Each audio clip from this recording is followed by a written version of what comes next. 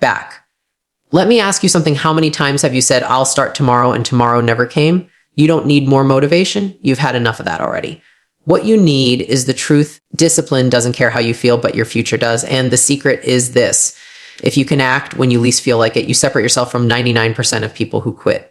That's the real edge. And today, I'm going to show you exactly how to build it.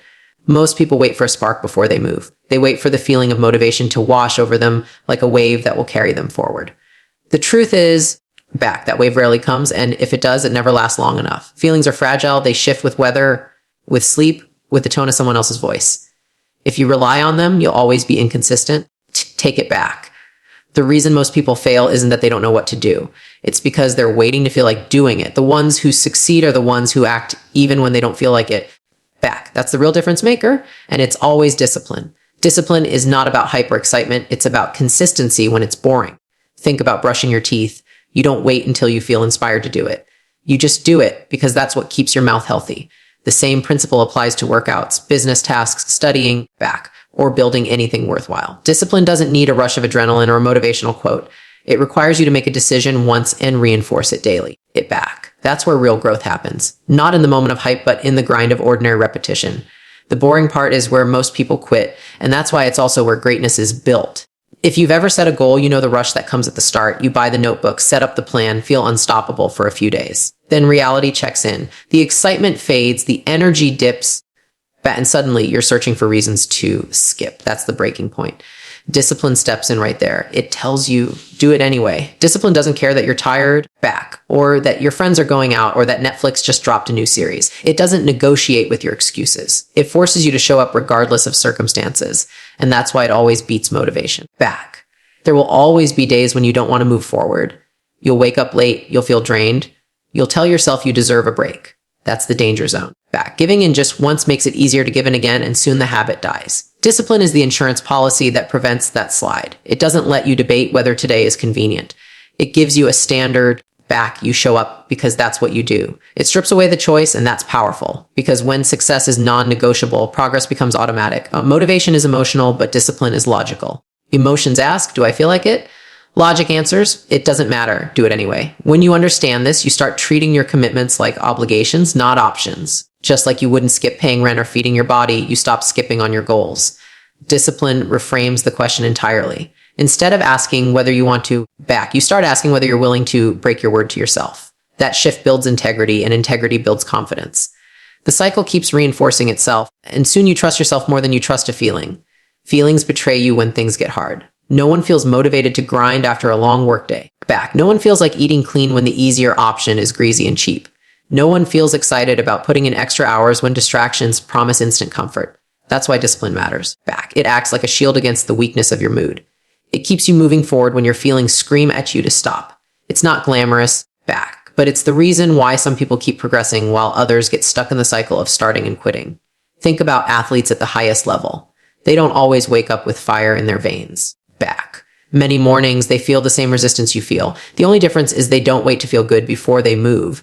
They lace up, they show up, they do the work, and only afterward do they feel the reward. That's another secret. Action creates motivation, not the other way around. If you move first, the feeling follows. If you wait for the feeling, you may never move. Discipline breaks that waiting game and keeps you in motion no matter what. People often confuse discipline with being strict or rigid. It's not about punishing yourself or never having fun. It's about keeping promises to yourself. If you said you would work out 3 times a week, you do it. Even if it's late, even if you're tired. If you promised yourself to save money, you stick to it, even when it's tempting to spend. Discipline is self-respect in action. Every time you honor your word, you reinforce the belief that you are reliable. And when you start believing that, you become unstoppable because you know you won't abandon yourself. There's also a freedom that comes with discipline. At first, it feels restrictive, like rules holding you back. But over time, those rules become the structure that sets you free. Think of a musician who practices scales daily. It looks boring, repetitive, and dull. But when it's time to perform, that discipline creates freedom. They can improvise, innovate, and express themselves without hesitation. Life works the same way. Discipline creates the foundation that allows you to enjoy true freedom later because you've put in the reps to earn it. Without discipline, everything becomes fragile. Your business collapses when motivation runs out. Your health declines when convenience wins. Your dreams fade when you keep waiting for the right moment. That's why discipline is stronger than motivation. It's steady, it's predictable, it's relentless. You don't gamble on how you'll feel, you commit to what you'll do. Back, that shift transforms how you approach everything in life. It's not about the quick high of inspiration. It's about the quiet, consistent grind that builds results when no one is watching. You don't rise to the level of your goals. You fall to the level of your standards. A goal is just a wish until it's backed by identity. It back. If you identify as someone who trains to be disciplined, you'll always leave yourself an escape route. But if you identify as someone who is disciplined, then not following through feels unnatural. Back. Identity creates the boundaries of your behavior. People act in alignment with who they believe they are, not with what they simply want. That's why change sticks only when identity shifts. Goals are fragile. Back. But identity is powerful. When someone quits smoking, the difference between saying, I'm trying to quit and I'm not a smoker is massive.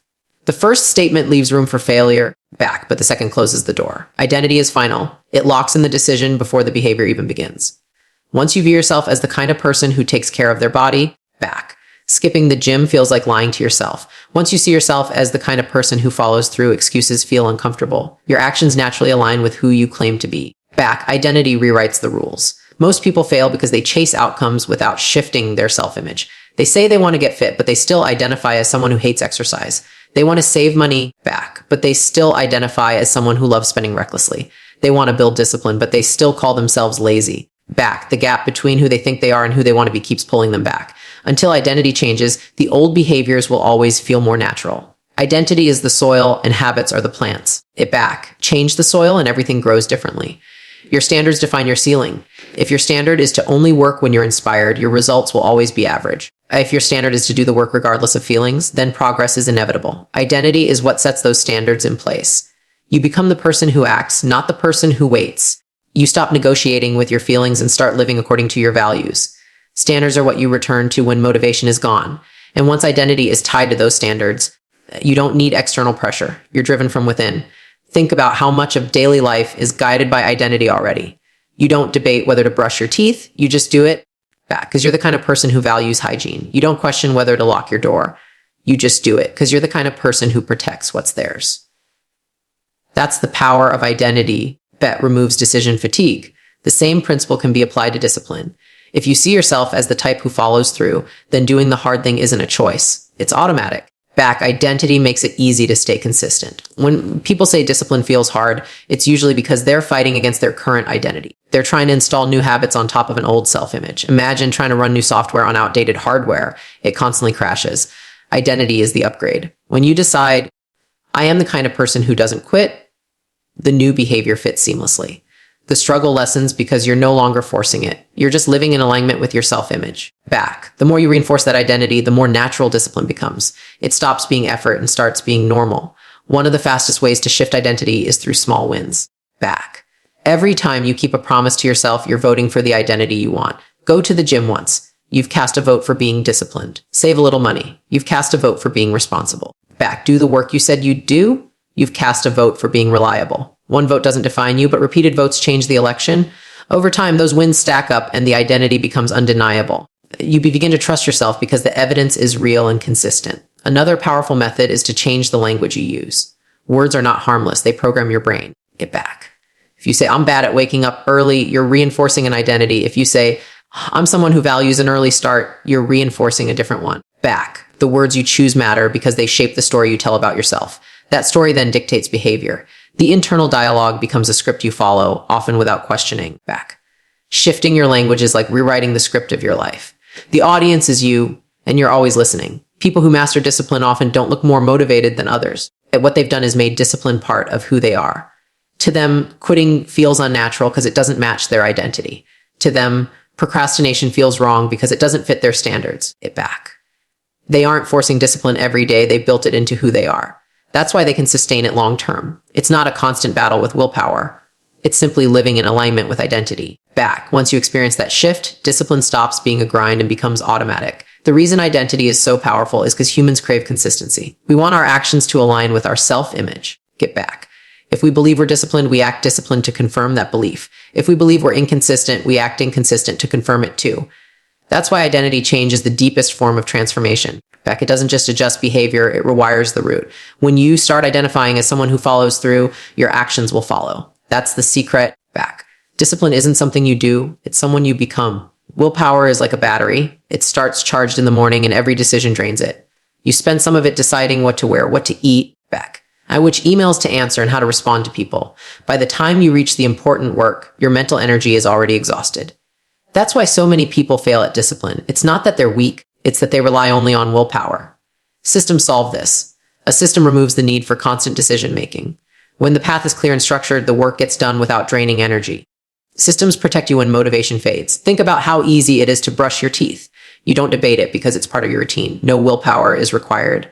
It's automatic. That's what systems do. They automate the right behaviors. If every morning you wake up, put on your workout clothes, and start moving, eventually it becomes as natural as brushing your teeth. The routine replaces the argument in your head. Without a system, every action becomes a battle of, should I do this or not? With a system, there's no battle, just execution. Systems turn discipline from a struggle into a habit. Willpower burns out quickly because life is full of temptations. There's always an easier option, always a distraction, always a reason to delay. If your plan relies only on resisting temptation, you're going to lose often. A system is different. A system makes the right action the default action. If your gym clothes are laid out the night before, you've already reduced friction. If you meal prep on Sunday, you don't need to decide what to eat on Wednesday. Systems design the environment so that discipline feels effortless. It's not about being stronger. It's about being smarter. Most people underestimate how much environment shapes behavior. If your kitchen is full of junk food, no amount of willpower will keep you from snacking eventually. If your phone is loaded with distracting apps, you'll give in when you're tired. Systems are about designing the environment to protect your focus. Remove the junk food and eating healthy becomes easier. Delete the apps and you reclaim your time. Success doesn't come from fighting harder. It comes from setting up systems that make the right choice simple.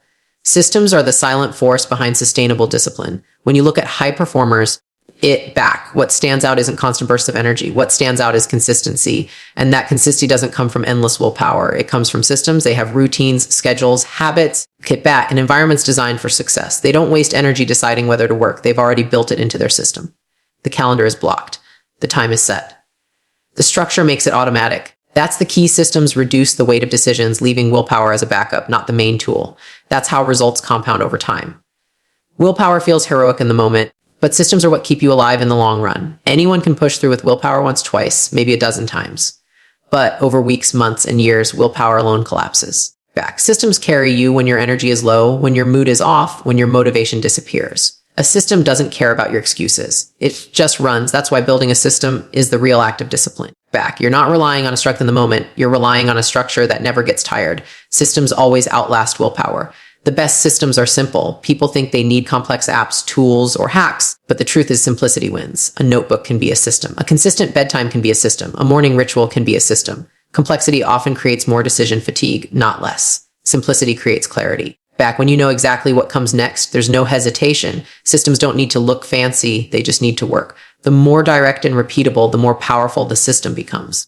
Simplicity is discipline's best friend. Another advantage of systems is that they create momentum. When you rely on willpower, you stop and start constantly. Each pause drains more energy, and each restart feels heavier. With a system, you stay in motion. The repetition builds rhythm, and rhythm builds momentum. Soon it feels harder to break the system than to keep following it.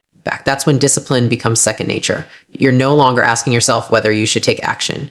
You're carried forward by the system you've built. Momentum is energy's multiplier. And systems are what generate it. Discipline without systems feels like climbing uphill every day. Discipline with systems feels like running downhill with gravity on your side. One feels draining, the other feels natural. That's the shift most people miss. They think the solution is to push harder, to summon more willpower.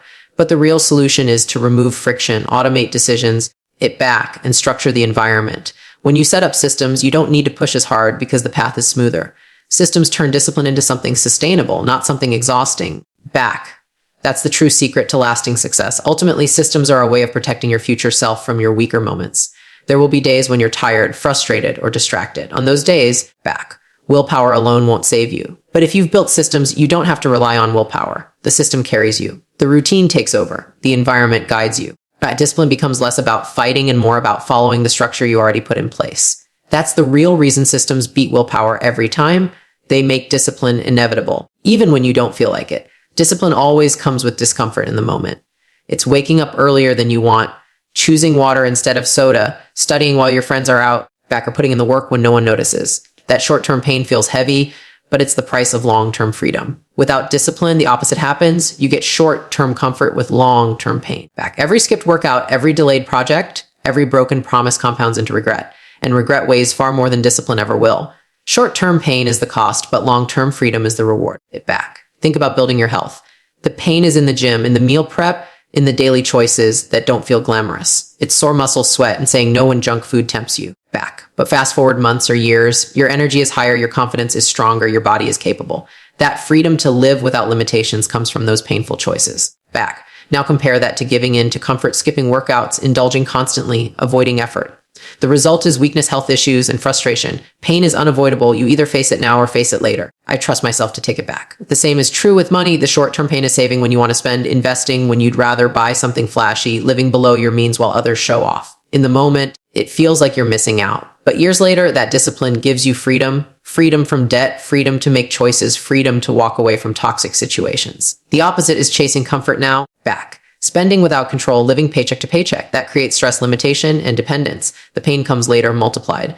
Discipline hurts now, but it pays back in freedom. Every area of life teaches the same principle. Short-term sacrifice leads to long-term gain. Relationships thrive when you do the work of communication, patience, and compromise, even when it feels uncomfortable. Careers grow when you put in late nights, practice skills, and take risks that others avoid. Personal growth comes from reading, journaling, meditating, and facing your flaws, things most people find difficult. Back pain in the short term feels like a burden, but it's actually an investment. The more you invest, the greater the return. Freedom is always bought with temporary discomfort. Also sharpens you in ways comfort never can. Struggle builds resilience. When you push through what's difficult, you learn you can trust yourself in hard moments. That belief compounds into confidence. Back without pain, you remain fragile. Every challenge feels overwhelming. Every obstacle feels unfair. But when you've trained yourself to face discomfort, life's challenges stop scaring you. You know, pain is temporary.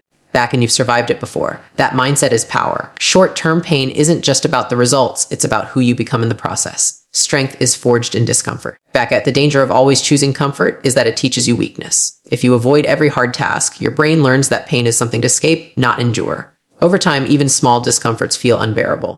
That's why people give up so quickly on diets, careers, or goals.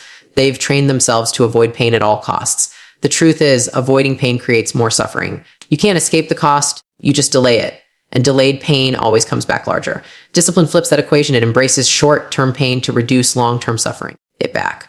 One of the most powerful truths is that pain compounds just like interest. Small moments of discomfort today, an extra set in the gym, an hour focused work, $1 saved, compound into massive freedom later. Back on the other hand, small escapes into comfort, skipping, procrastinating, indulging, compound into massive limitation later. You get to choose which pain compounds in your life. One builds strength, freedom, back, and peace of mind. The other builds regret, weakness, and frustration. Pain will always visit you, but you get to decide whether it visits as discipline or as regret. The irony is that the more you choose short-term pain, the less painful it becomes. What once felt unbearable becomes normal. Waking up early feels easier after weeks of practice. Eating clean feels natural after months of discipline. Back. Hard work becomes satisfying once you've built momentum. The pain doesn't disappear, but you grow stronger, and strength makes the burden lighter. That's the beauty of discipline. It doesn't just build freedom, it builds resilience. Each choice makes the next one easier, and over time, you crave the growth more than the comfort. When you embrace short-term pain, you also learn patience. Real freedom isn't built in a week. It's built brick by brick. Each painful choice is a brick in the foundation. Many people quit because they can't stand waiting for the reward. They want the freedom without the discomfort. Back, but that's not how growth works. The waiting, the grinding, the struggling, all of it is necessary. Each painful moment shapes your character and prepares you for the freedom that's coming. Without pain, back, freedom loses value. It's the sacrifice that makes success meaningful. The truth is, there's no escaping the trade-off. You can choose the pain of discipline or the pain of regret. One is temporary, back, the other is permanent. One feels heavy now but light later. The other feels light now but crushing later. That's the choice every person faces daily. Those who embrace discomfort win long-term freedom. Back, those who avoid it live in cycles of limitation. Discipline isn't punishment, it's protection. Short-term pain is the down payment for a future of strength, peace, and freedom. Choose wisely, back, because you're building the life you'll have to live in.